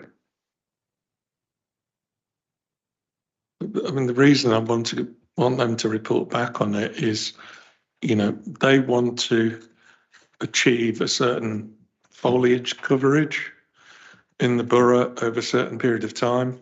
And if we never receive a report on that, and we never have the opportunity to ask some questions, we will never know. But for David, after me. Yeah, I'm kind of a little bit with Adrian on this. I mean, having read this, it's a huge piece of work that's been done.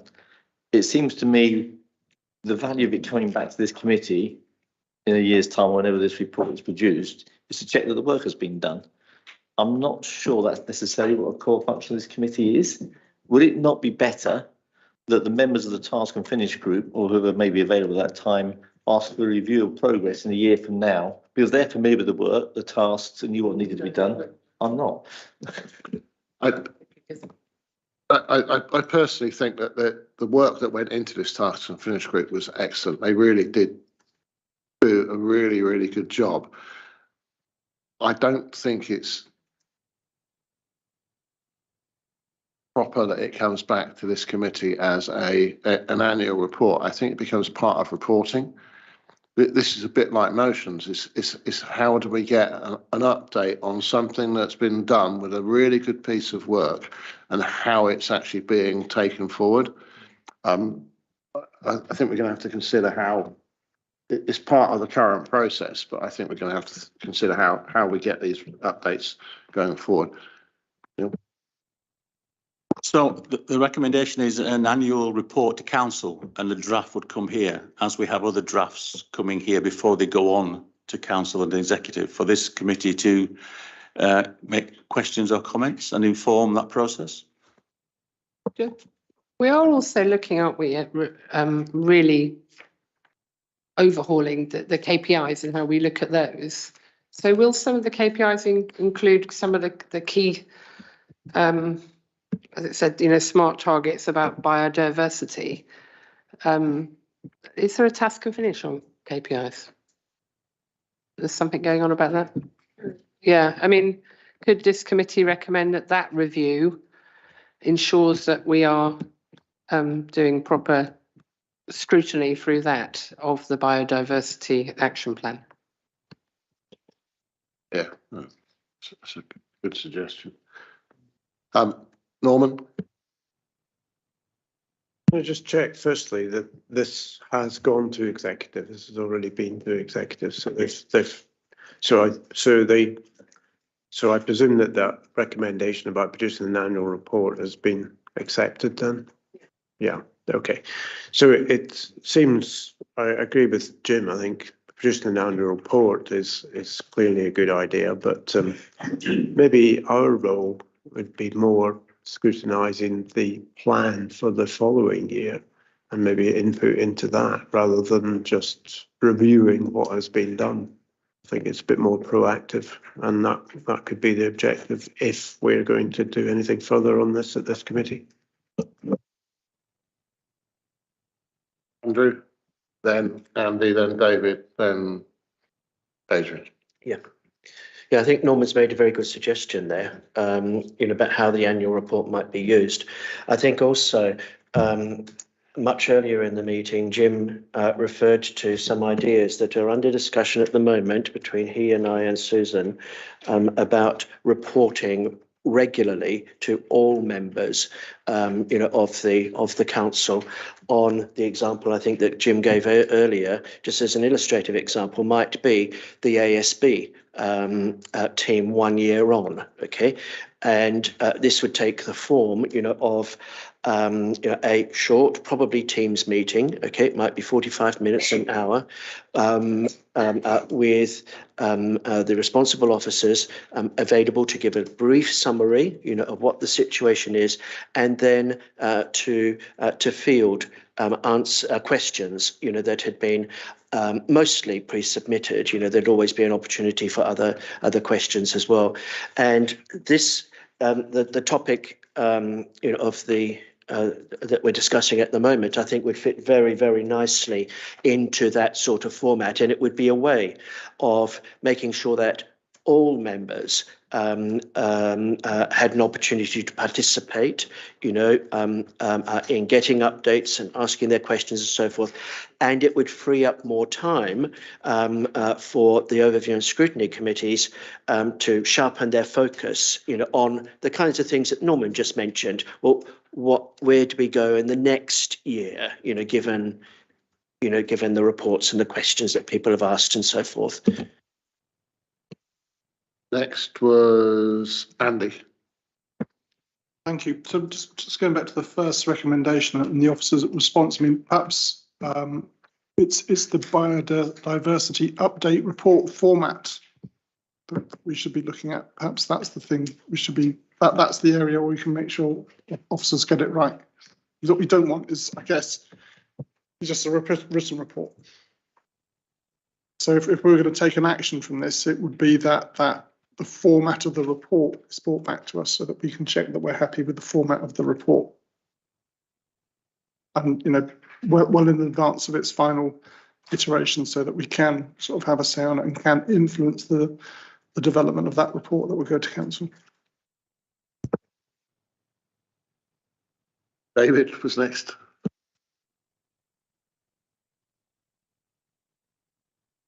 On the list, you've got to ask a question. No. Adrian.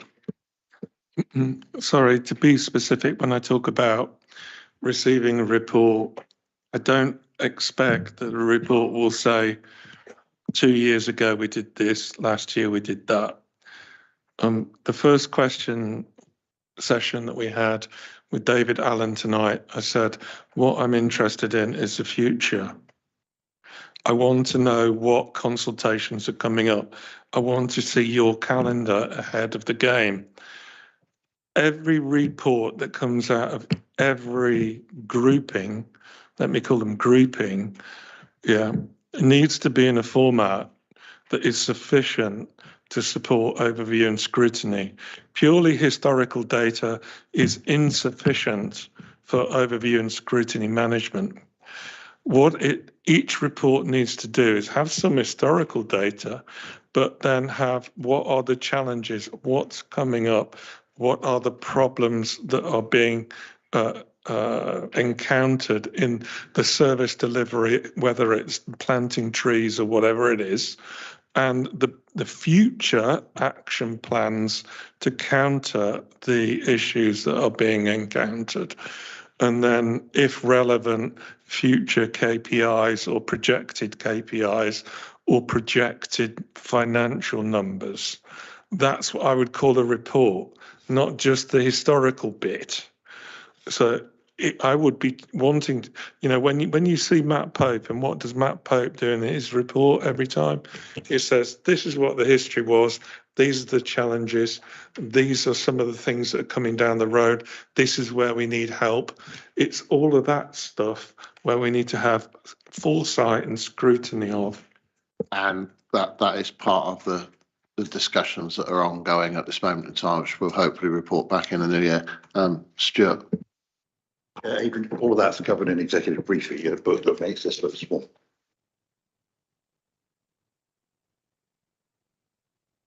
Okay. All the things you discussed there appears in the executive briefing session, which is a document that makes this look like a leaflet.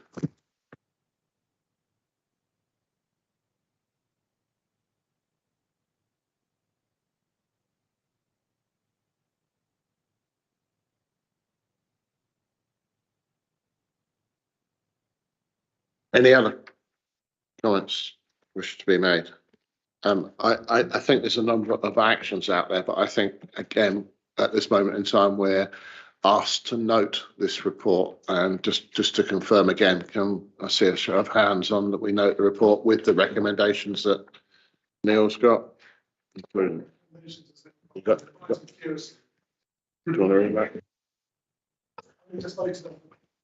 So when this comes back to the committee, obviously the sort of points that were made about, it's not just about historical information. This is what's happened. These are the challenges. These are the opportunities, and these are the proposed actions. Then the committee can actually get its teeth into something. I think that's the gist of what I've understood from the discussion. And I think also the fact that for this committee, we have to find a way of getting these reports back from the process dealt with outside of this committee meeting. Can I just say that I think it would have been helpful, and let's remember that the agenda isn't just for us. Our residents, look at this in advance. That obviously it went to executive. We could have had the part of the executive minutes that covered this included in the papers to understand when the executive discussed the officers' responses. I just think that would be helpful, and it's something perhaps in future we should do. If we're only getting part of the report, we need to see the whole report. I think that's perfectly sensible suggestion. Right. Oh, sorry, go on, Andy.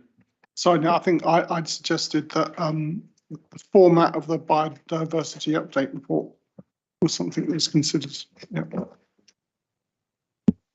Thank you, Andy. That's down as well. Thank you, everyone. Now move on to item 60, which is consideration of the current executive and IEMD forward programs, pages 115 to 124.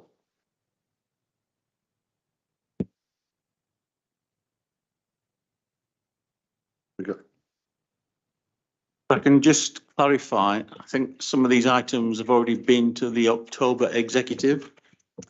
So we start on page 116. I think halfway down, the Buckinghamshire, Oxfordshire and Berkshire West integrated partnership. I think that would be the first item from November onwards.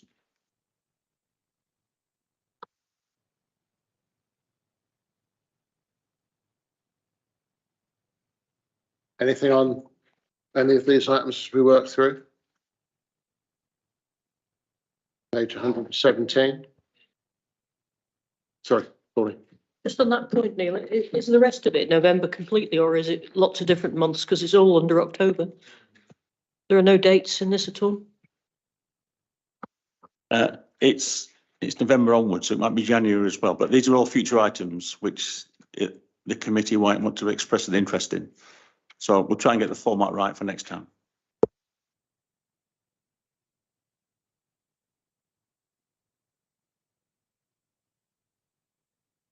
Anything on page 117 that the committee would like to express interest in?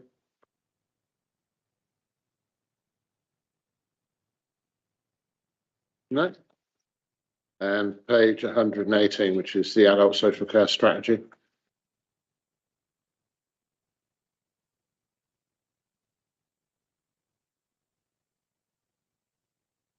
May I ask Adrian, is that going to HOSC?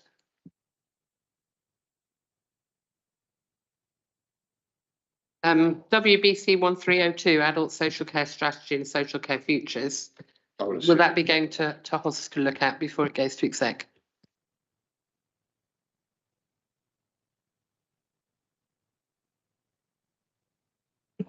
Page 118. Social care strategy. Yeah, I mean, I would follow that up. But obviously, I'm now having meetings with. Sorry, apologies. Yes, I'm having meetings with Ingrid and Madeline on the forward programme, and I will raise that as a question for them. I think we should prioritise the things, you know, that our council does, the things that we can influence far more and add value to. Because it's always difficult in HOSC that you get so many outside bodies coming in and. I couldn't agree more, Alison. I think this has already been mentioned, but I think, you know, this is already in sway, I believe, for HOSC, but it's quite frankly, I'm a bit tired and it slipped my mind. Andrew, followed by Pauline. Yeah, I think that Alison's alluded to a wider sort of issue here, and that is that can affect all of the overview and scrutiny committees, and that is the importance wherever it's possible, you know, and that should always be the priority to ensure that the relevant overview and scrutiny committee has the opportunity to certainly cite, you know, and ideally to have significant input, you know, into reports before they go to the executive. You know, I appreciate that there will be times occasionally, you know, when that is not possible. You know, but I think that should be the general principle, and I think also there should be adequate time, you know, between when it goes to overview and scrutiny committee and goes to executive, so that the committee's any recommendations, you know, are fully incorporated, you know, in the reports that go to executive. So I think there's a wider issue here, you know, that Alison has raised. Pauline? What I was wondering about, sorry to jump back, was the annual report on page 117. And I wasn't quite sure what role scrutiny had in that, but the interesting thing, as far as I'm concerned about that, is actually the format of it. At the moment, it's pretty impenetrable, and it has been for years, I think was probably the right summary. So I'm just wondering about how to make it more accessible for the public, and whether there's a part that we can play in that. Might be C&C. Adrian? Yeah, so this is one of the topics I raised at a meeting with Suzanne and Clive, saying, you know, this needs to be readable by the residents. It's not readable by the residents at the moment. And Clive assured me that there would be changes in the format to make it more accessible. I am aware that the first draft was sent back because it wasn't readable. So I was thinking that there are some councils around that have very easily accessible financial data and very easily readable financial reports. Remember, we looked at Windsor and Maidenhead at one point, that we could learn from, and that we could probably produce a more accessible and easier to understand version that people could pick up. And I'm just wondering if there's a topic around there. It might be too late for this year. I specifically asked, I said to Graham Ebers, his format's not fit for purpose, and that he must get more standard cash flow, P&L balance sheet statements. The current, it's just a joke. And that was agreed by Clive that there would be significant changes. And I'm hoping to see. Yeah. Is this something that we would like to invite someone like Graham Ebers to come and talk about the structure of these reports? I think we should get a look at it. It's probably going to be too late for this year's report, but I think we're talking about looking forward anyway. I think the fact that can we do, is that an agreed? So might I suggest, I agree it's too late for this year, but maybe I could suggest a general item about the ease of understanding of financial data. I completely agree with you about P&Ls and stuff. You can't read it as a proper set of accounts. It's particularly difficult because everything's in deltas rather than the base figures, which means you can't actually tell whether the changes are significant or not. There's quite a lot of that I think we could improve. Would you like to make a proposal? I would like to propose that. Second. So to invite Graham to discuss the structure of how we present financial data. All those in favour of that? Unanimous. Andrew? Yeah, could I add a suggestion that we might consider? The Centre for Scrutiny and Governance in their recommendations did speak very positively, about some of our task and finish groups, and recommended, that task and finish groups could be usefully applied, in other circumstances and so forth. So I'm just wondering whether, at an appropriate time, whether there could be, whether we might consider having a task and finish group to look at the format of the annual report, and to really do a sort of a deep dive into it and a really thorough job on it. It's just a suggestion.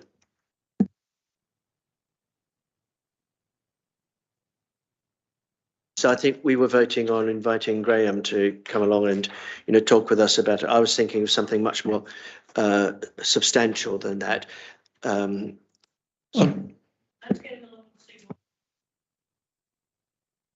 was just going to say the same thing. I mean, we've had a promise of significant format changes.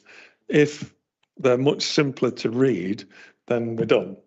If we're not, then task and finish group is a good suggestion. Absolutely. All right.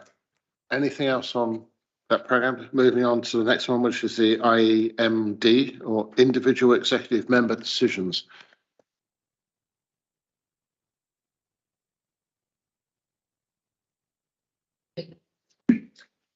Yeah, you can find it. Any comments on page 121? 122?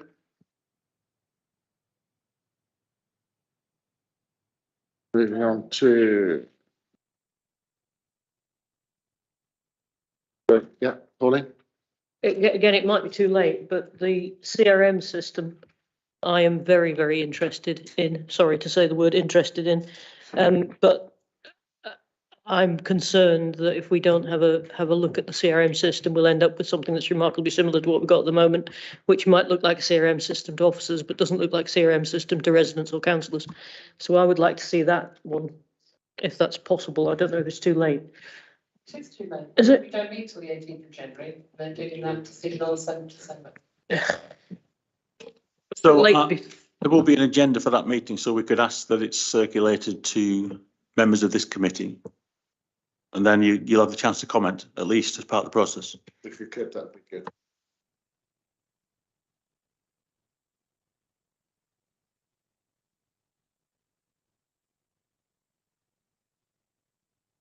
Moving on then to item 61, committee work programmes. Pages 125.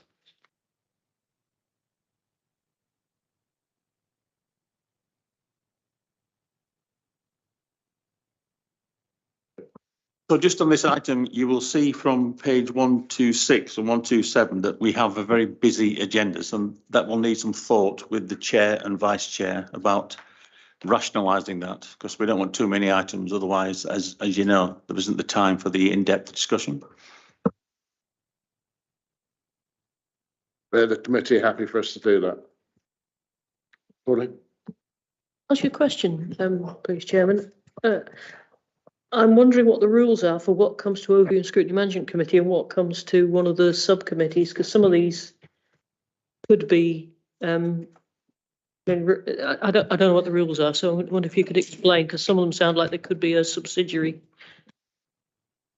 So there's no specific rules. The committee works closely, especially with community and corporate, and between the two of them, we try and work out an appropriate level of work for each committee. But community and corporate is very engaged with the budget at the moment, so that's one reason why we have things on it. But we can move things around to make it into a sensible agenda. Can I ask the committee that you give us some time to review some of this, and we'll come back and we'll let people know what the results of that review is. That's too much for one, and some of those I think are going to be more presentations again, rather than what we talked about earlier, which is proper overview and proper scrutiny.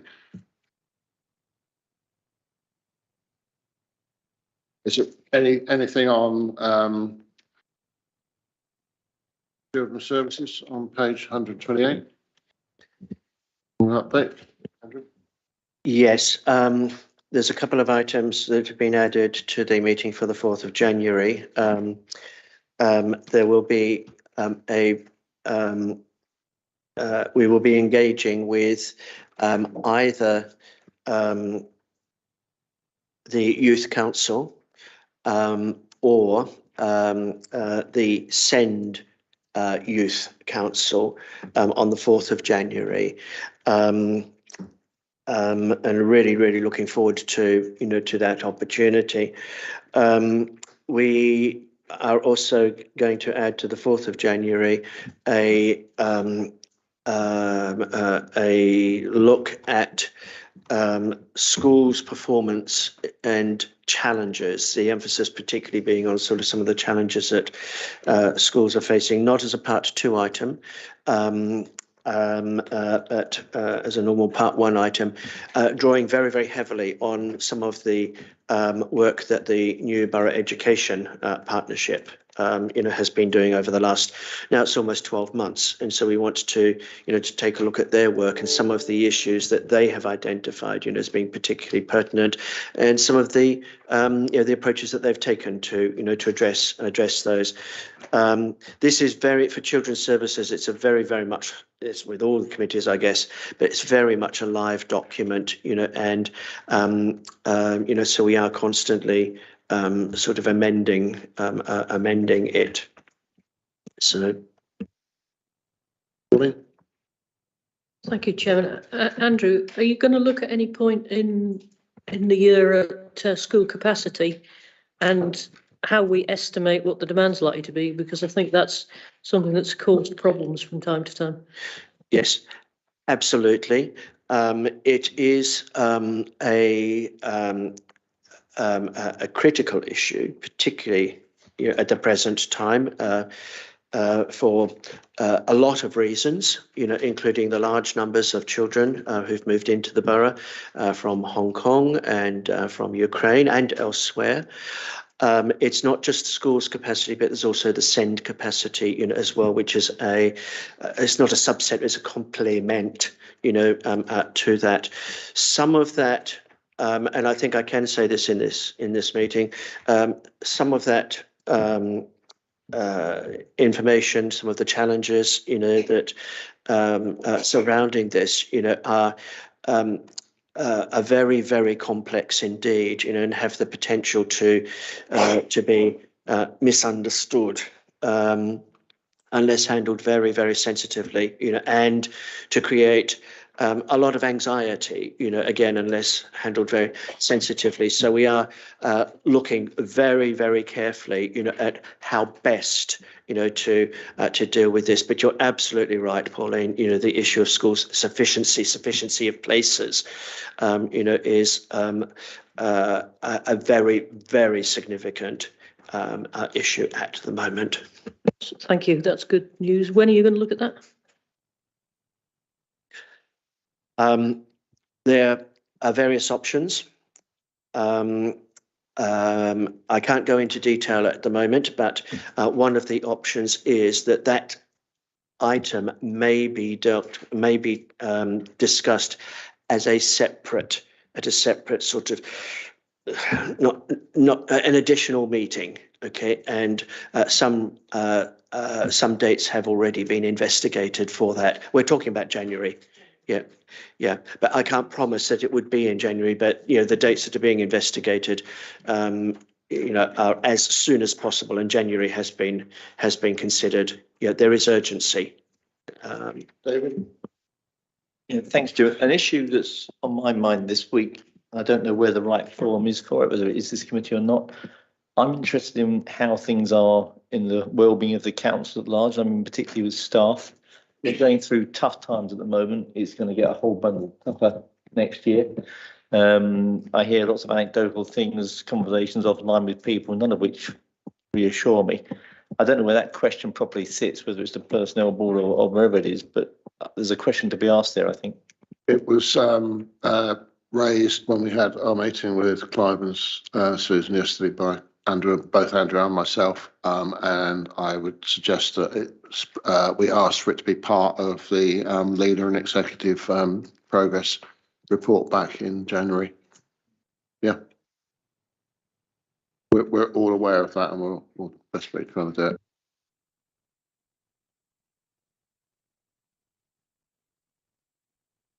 Sorry, Chairman, could I just ask that why is it we don't have the forward programme for the new scrutiny committee? I believe that's been set up now. Yes. It hasn't met yet. As soon as it meets, we will put together a work programme and that will be included. So when's the first meeting of it? To be confirmed, hopefully early December.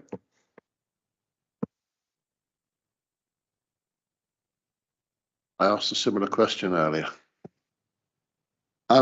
Community and corporate overview scrutiny committee, page 130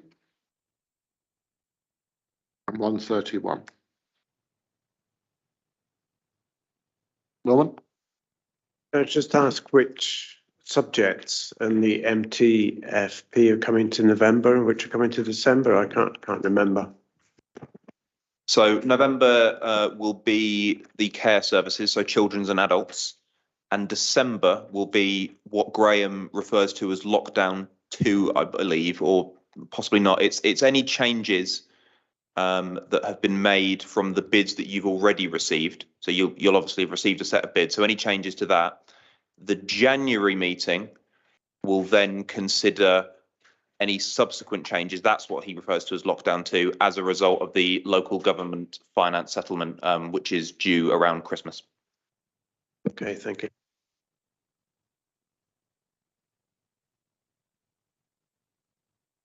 Health and overview scrutiny committee on page 132.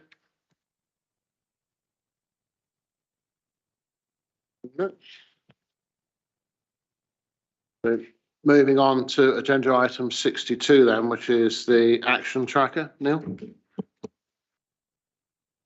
It's the usual report. So any questions or comments? No.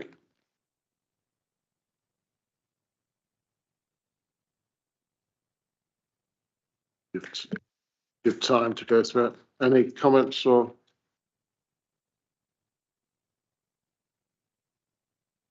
Questions?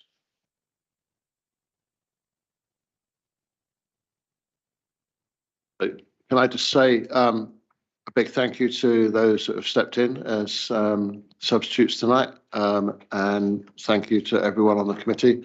Our next meeting is in January. Yep. January the, can't remember.